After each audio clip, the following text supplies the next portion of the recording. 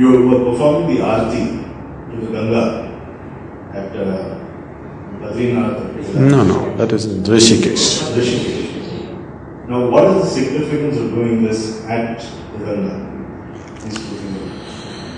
Aarthi to Ganga, that's not my idea. I'm not given to rituals at all. It is just that when we come back from the tour and land in, it's a different experience. You drive through Himalayas for 2-3 weeks and come down to Rishikesh, there are a huge group of people waiting and they want to arrange something for us. So they arrange one special Aarthi to be done. It's our culture. I am no struggle with the culture, I am very much a part of it. But personally, I am not given to any rituals at all, absolutely no. I told you, in my whole life I've never even prayed once. Not once have I uttered a prayer in any sense. So Aarati for Ganga is just water. Water is one of the elements out of which you are made.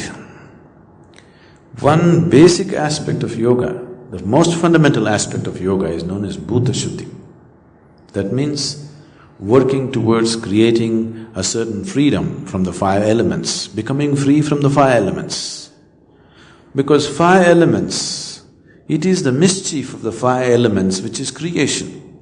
There are few people, Mo and somebody else constantly asking, why creation, why creation?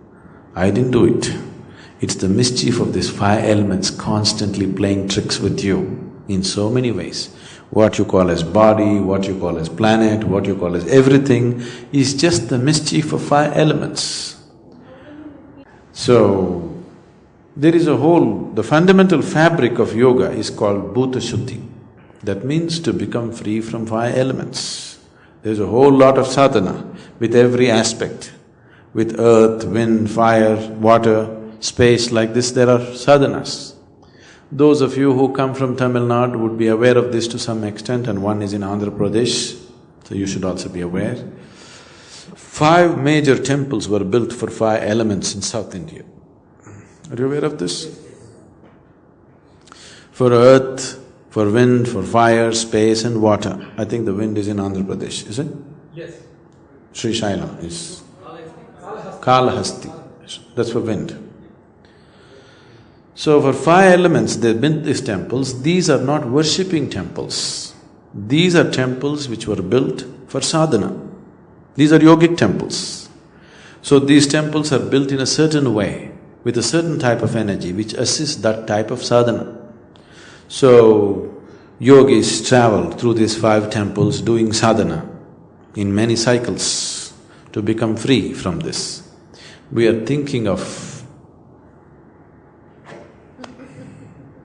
I'm thinking of doing a program like that where we take a group of people and spend certain time in these 5 different temples, doing variety of sadhana for that particular element. You're in the water temple, you do sadhana for the water element within you. You're in the fire temple, you do sadhana for the fire element within you. To get mastery over and also to enhance these aspects, which could do miracles for one's health and well-being in so many ways. It is not for health and well-being, fundamentally it's to go beyond the limitations of the physical. So, water is an element. Now, see, when we sit for food, when we sit in front of food, in this country, we don't say, "Dear God, thank you for the daily bread." We don't thank any god. We just bow down to the food itself. All the gods that you're talking about, it doesn't matter whether you like it or you don't like it, are purely cultural and imaginative, isn't it? Yes. Right now, if you don't eat for 5 days, if God appears, what will you ask? Food. Because this moment, your existence is food. One who sustains you is your God, isn't it? Food is sustaining you, water is sustaining you, air that you breathe is sustaining you. 5 days if you don't eat, food will become God. 2 days if you don't drink water, water will become God.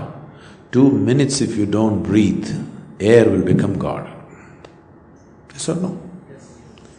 So, we bow down to all the 5 elements so that they function well for us.